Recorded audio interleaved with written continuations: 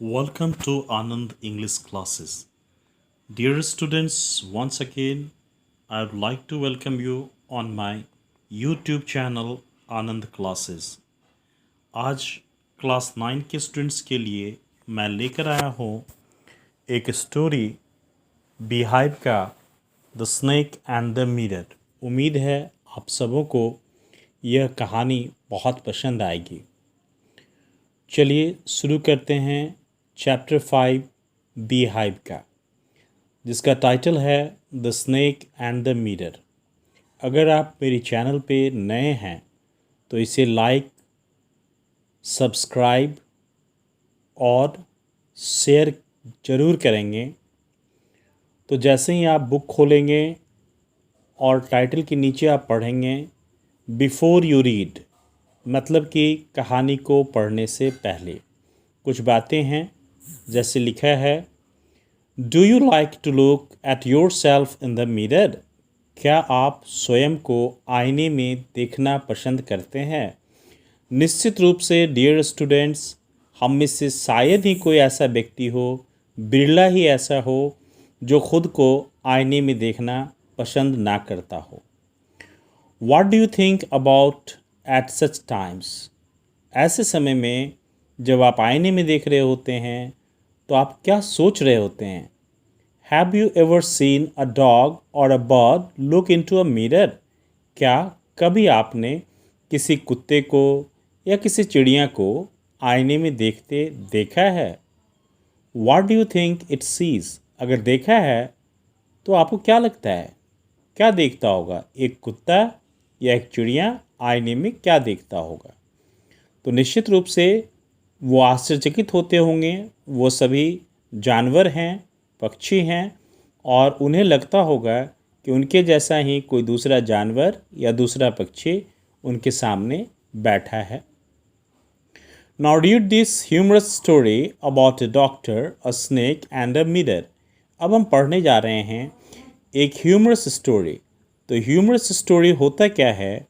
Humerus story एक ऐसी कहानी को कहते हैं जो हंसा दे, हंसने को बाध्य कर दे, मन को गुदगुदा दे, हंसी लग जाए। तो आइए इस हंसी वाली कहानी को हम पढ़ते हैं। इस कहानी में एक डॉक्टर है, एक स्नेक है और एक मिरर है, मतलब कि एक चिकित्सक, एक सांप और एक आईना। अब यहाँ देखिए, जितनी भी बातें आपसे कही जा रही हैं, ये बातें एक डॉक्टर कह रहा है।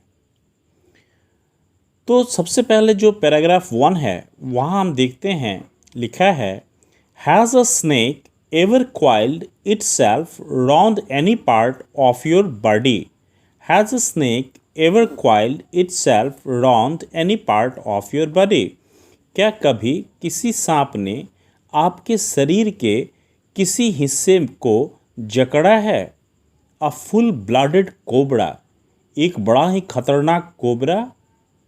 All of us fail silent, ये सुनकर हम सब चुप हो गए।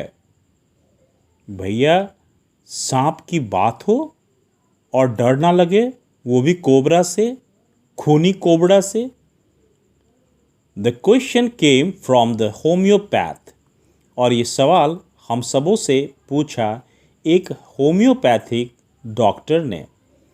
The topic came up when we were discussing snakes, और यह विषय, यह मुद्दा तब उठाया गया होम्योपैथिक के डॉक्टर के द्वारा जब हम सब आपस में चर्चा कर रहे थे सर्पों के विषय में, सांपों के विषय में।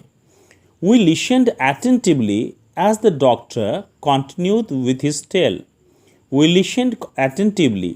हम सब बड़े ही ध्यानपूर्वक सुनने लगे और वो डॉक्टर अपनी कहानी, टेल मीन्स कहानी, TALE, टेल मीन्स कहानी, तो अपनी कहानी को कहता गया। और उस डॉक्टर ने जो कहानी सुनाई वो इस प्रकार से है। It was a hot summer night about 10 o'clock.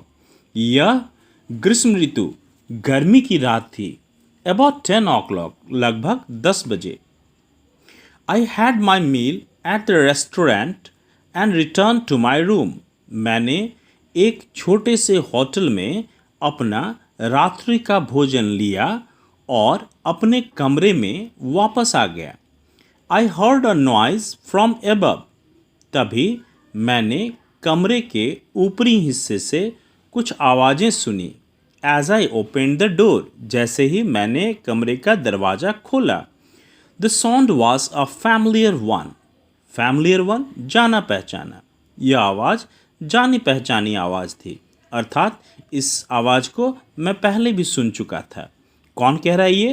Homeopath के एक डॉक्टर अपने इर्द गिर्द बैठे कुछ लोगों को अपनी कहानी सुना रहा है।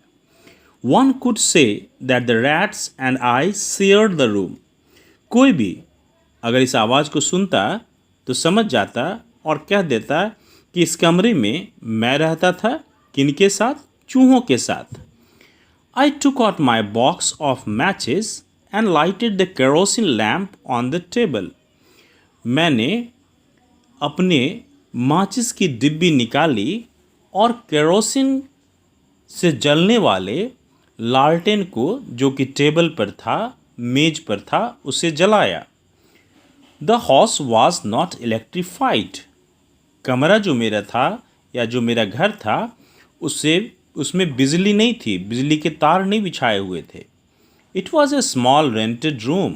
यह एक छोटा सा किराए का कमरा था। I had just set up medical practice and my earnings were meagre. मैंने अभी अभी अपनी मेडिकल प्रैक्टिस शुरू की थी और my earning were meagre, meagre means less. मेरी जो आमदनी थी, मेरी जो कमाई थी, वो कम थी। I had about 60 rupees in my suitcase. और मेरे सूटकेस में लगभग 60 रुपये थे। डियर स्टूडेंट्स, ये कहानी बहुत पहले की है, हमारे दादा परदादा के समय की कहानी है, और उस ज़माने में 60 रुपये का होना बहुत बड़ी बात। Along with some shirts and dhotis, और उस सूटकेस में सिर्फ 60 रुपये नहीं थे, बल्कि उन 60 रुपयों के साथ साथ मेरे शर्ट और धोती भी थे। I also possessed one solitary means only black coat which I was then wearing. और इन सब के अलावे मेरे पास एकमात्र काला कोट भी था जो उस समय मैंने पहन रखी थी। I took off my black coat, मैंने अपने काले कोट को उतारा। वाइट शर्ट, सफ़ेद शर्ट को उतारा। And not so white vest, और उतनी सफ़ेद गंजी नहीं, लेकिन थी गंजी सफ़ेद थी लेकिन उतनी नहीं। एंड हंग देम अप, और उन्हें लटका दिया। आई open the 2 Windows in the room, और तब कमरे की दोनों खिड़कियों को मैंने खोल दिया। It was N outer room with one wall facing the open yard. यह कमरा जो था, यह कमरा बाकी कमरों से अलग थलग था, और इसका जो फेस था, मतलब दरवाज़ा था, वो सामने खुले के तरफ था। It had a tiled roof, इसकी जो छत थी वो खफरेल की थी। विथ लॉन्ग सपोर्टिंग गैबल्स, और गैबल जो है वो अपर पार्ट, वॉल के अपर पार्ट को कहते हैं, स्लोपिंग रूफ को कहते हैं। तो स्लोपिंग रूफ था इसका, और इसे सपोर्ट दिया था। Rested on the beam over the wall, और ये इसमें एक बीम भी था। मैं बीम आपको तुरंत याद दिला दूं, कभी अगर आप गांव गए होंगे और किसी पुराने मकान को आपने देखा होगा, तो उसकी जो छत है, वो छत एक बड़े से लकड़ी के द्वारा बीच में कमरे के ठीक ऊपर के तरफ इंटरनल रूफ, जिसको आप सीलिंग कह लीजिए, सीलिंग जो है वो टिका होता है इस बड़े से लकड़ी के टुकड़े पर। There was a regular traffic of rats to and from the beam, और उस बीम पर रेगुलर ट्रैफिक मतलब बार बार आना जाना चूहों का लगा था। I made my bed and pulled it close to the wall, मैंने अपने बिस्तर को ठीक किया और उसे कमरे के एक दीवार की तरफ नज़दीक ले गया। I laid on but I could not sleep, मैं लेट गया लेकिन मैं सो नहीं पाया। I got up and went out to the veranda for a little air. मैं उठा और बरामदे की तरफ चल पड़ा ताकि थोड़ी सी ताज़ी हवा मिल सके। But the wind god seem to have taken time off. लेकिन ऐसा लगा जैसे वायुदेव ने, पवन देव ने छुट्टी ले ली हो। I went back into the room and sat down on the chair. मैं वापस गया और फिर से अपनी कुर्सी पर बैठ गया। आई open the box beneath the table. Beneath का मतलब होता है अंडर।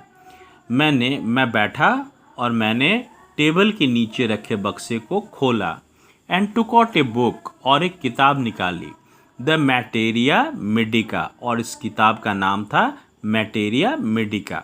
आप समझ लीजिए, मैटेरिया मेडिका, मेडिकल से संबंधित पुस्तक। I opened it at the table on which stood the lamp and a large mirror. मैंने टेबल पर उस किताब को रखा, खोला। इसी टेबल पर लैम्प भी था और इसी टेबल पर जस्ट मेरे सामने एक बड़ा सा मिरर भी था, आईना भी था। ए स्मॉल कॉम्ब ले बिसाइड द मिरर। और उस बड़े से आईने के बगल में एक छोटा सा कंघी भी रखा था। कॉम्ब मीन्स कंघी। One feels tempted. टेम्पटेड का मतलब हुआ attracted. One feels tempted to look into a mirror when it is near one. कोई भी व्यक्ति आकर्षित हो सकता है अगर उसके सामने आईना हो, अर्थात सामने आईना हो और हम उस आईने में ना देखें, ऐसा तो हो ही नहीं सकता। आई टुक अ लुक। मैंने उस आईने में देखा। In those days I was a great admirer of beauty. उन दिनों मैं सुंदरता का बड़ा प्रशंसक था। एडमायरर मतलब प्रशंसक, वन हु एडमायर्स। तो उन दिनों सुंदरता का मैं बहुत ही बड़ा प्रशंसक था। And I believed in making my self look handsome. और मैं विश्वास करता था कि मुझे हैंडसम, सुंदर दिखना है। और इस सुंदर दिखने में मैं लगा भी रहता था। I was unmarried. मैं अविवाहित था। And I was a doctor. और मैं एक डॉक्टर था। I felt I had to make my presence felt. मुझे लगता था कि मुझे अपनी उपस्थिति लोगों को महसूस करवानी चाहिए, अर्थात लोगों को लगे कि ये सुंदर सा व्यक्ति सच में डॉक्टर है। I picked up the comb and ran it through my hair. मैंने कंघी उठाई और उसे अपने बालों में घुमाने लगा। And adjusted the parting. Parting, आप बालों को दो भागों में ठीक करते हैं, तो वो जो बीच का हिस्सा होता है वो पार्टिंग कहलाता है। तो बालों को ठीक करने लगा, so that it looked straight and neat, ताकि मेरे बाल सीधे और साफ नजर आए।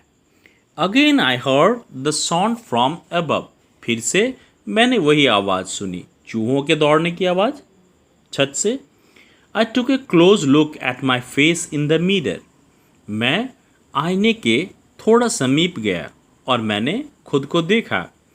I made an important decision. और आईने में खुद को देखकर मैंने एक महत्वपूर्ण निर्णय लिया। I would save daily. क्या निर्णय था मेरा? कि आई वुड सेव डेली, मैं रोज दाढ़ी बनाया करूँगा। एंड ग्रो अ थीन मॉस्टेच, और अपने चेहरे पर पतली मूछ उगाऊंगा। टू लुक मोर हैंडसम, ताकि मैं और अधिक सुंदर दिख सकूं। आई was after all a bachelor, क्योंकि अंततः मैं अविवाहित था। एंड ए डॉक्टर, और डॉक्टर भी तो था। तो बैचलर हूँ, डॉक्टर हूँ, मुझे सुंदर दिखना चाहिए। I looked into the mirror and smiled. मैंने आईने में देखा और मैं मुस्कुराया। It was an attractive smile. मुझे लगा कि यह सच में बड़ा ही आकर्षक मुस्कुराहट है। मतलब मेरी ये मुस्कुराहट लोगों को निश्चित रूप से अच्छी लगेगी, लोग आकर्षित होंगे। I made another earth shaking decision, और अब मैंने एक धरती को हिला देने वाला निर्णय लिया, मतलब जोरदार निर्णय लिया। I would always keep that attractive smile on my face, कि चाहे कुछ भी हो जाए इस सुंदर सी मुस्कुराहट को मैं हमेशा अपने चेहरे पर रखूँगा। टू लुक मोर हैंडसम, ताकि मैं और सुंदर दिख सकूँ। I was after all a bachelor, क्योंकि अंततः मैं एक बैचलर था, अविवाहित था। And a doctor too on top of it, और सबसे बड़ी बात है कि मैं एक डॉक्टर था। Again came that noise from above, फिर से वही आवाज़ ऊपर से आई, छत की तरफ से आई। आई गॉट अप, मैं उठा। Paced up and down the room. Paced up, walked, यहाँ पर आप वॉक्ड समझेंगे। मैं उठा, कमरे में चहलकदमी करने लगा। Then another lovely thought struck me, struck का मतलब हीट। और तभी जब मैं चहलकदमी कर रहा था कमरे में, मेरे दिमाग में एक दूसरा आइडिया आया, एक बड़ा ही सुंदर विचार आया। क्या विचार था, मैं बता रहा हूँ आपको। आई वुड मैरी, कि मैं शादी करूँगा। आपको पता ही है अविवाहित लोगों को शादी की बात से कितना अच्छा लगने लगता है। मैं आपकी बात नहीं कर रहा हूँ। I would get married to a women doctor, मैं विवाह करूँगा एक ऐसे वुमेन से, एक ऐसी औरत से जो डॉक्टर हो। हु हैड प्लेंटी, प्लेंटी मतलब enough, who had plenty of money and a good medical practice, एक ऐसे वुमेन डॉक्टर से शादी करूँगा जिसके पास पर्याप्त पैसे हों और उसका खुद का अच्छा मेडिकल प्रैक्टिस भी हो। She had to be fat, और चाहे जिससे मैं शादी करूँगा वो मोटी होनी चाहिए। फॉर ए वैलिड रीज़न, रुकिए रुकिए हंसिए मत, एक बहुत ही आवश्यक कारण है, महत्वपूर्ण कारण है। If I made some silly mistake, silly means foolish, if I made some silly mistake, कि अगर मैं कोई गलती कर जाता हूँ, मूर्खतापूर्ण गलती करता हूँ, and needed to run away, और ज़रूरी पड़ी कि मैं दौड़ जाऊँ, she should not be able to run, तो ऐसी अवस्था में वो दौड़ ही नहीं पाएगी। वो मोटी पत्नी कैसे दौड़ेगी after me and catch me, मेरे पीछे और मुझे पकड़ने के लिए। With such thoughts in my mind, इन विचारों के साथ मेरे मन में, आई रिज्यूम्ड माई सीट, मैं फिर से अपनी कुर्सी पर बैठ गया। In that chair in front of the table, जो चेयर टेबल के सामने था। There were no more sounds from above, अब ऊपर से छत की तरफ से कोई आवाज़ नहीं आ रही थी। Suddenly there came a dull थर्ड, और तभी आवाज़ आई, धप की आवाज़ आई। ये जो धप की आवाज़ होती है किसी चीज़ की गिरने की, धप की आवाज़, उसे इंग्लिश में थर्ड कहते हैं। As if a rubber tube had fallen, ऐसा लगा मानो ऊपर से कोई रबर का ट्यूब गिरा हो। Had fallen to the ground, जमीन पर गिरा हो। Surely nothing to worry about it, निश्चित रूप से यह कोई चिंता की बात नहीं थी। Even so I thought I would turn around and take a look, फिर भी मैंने सोचा कि मुझे पीछे मुड़कर देखना चाहिए। No sooner had I turned, मैं मुड़ा नहीं कि then a fat snake wriggled over the back of the chair, एक मोटा सा सांप मेरे कुर्सी के पीछे से रेंगते हुए, रेंगना रिगल्ड, रेंगते हुए मेरे कुर्सी के पीछे से आया। And landed on my shoulder, और मेरे कंधे पर चढ़ गया। आप इमेजिन कर सकते हैं कितना डर लगा होगा डॉक्टर को। बताइए ना, मैं या आप अगर पढ़ने बैठे रात के समय और अचानक से नज़र अपने लेफ़्ट या राइट शोल्डर पर जाए और वहाँ हम पाते हैं एक मोटा सा स्नेक बैठा हुआ, डर के मारे हालत क्या होगा। बस इमेजिन कीजिए, यही हाल तो हुआ होगा उस डॉक्टर का। The snake's landing on me and my turning were simultaneous, उस सांप का मेरे ऊपर आना और मेरा पीछे मुड़कर देखना, दोनों एक साथ हुआ। एक साथ को दिखाने के लिए यहाँ पर राइटर ने किस वर्ड का प्रयोग किया है? सिमल्टेनियस। आई डिडंट जंप, मैं कूदा नहीं। आई डिडंट ट्रेम्बल, मैं कांपा भी नहीं। आई डिडंट क्राई आउट, मैं रोया भी नहीं। आप ये ना समझे कि मैं बहादुर था, डर के मारे मेरी ये हालत थी। There was no time to do any such thing, ऐसा कुछ करने के लिए समय भी तो नहीं था।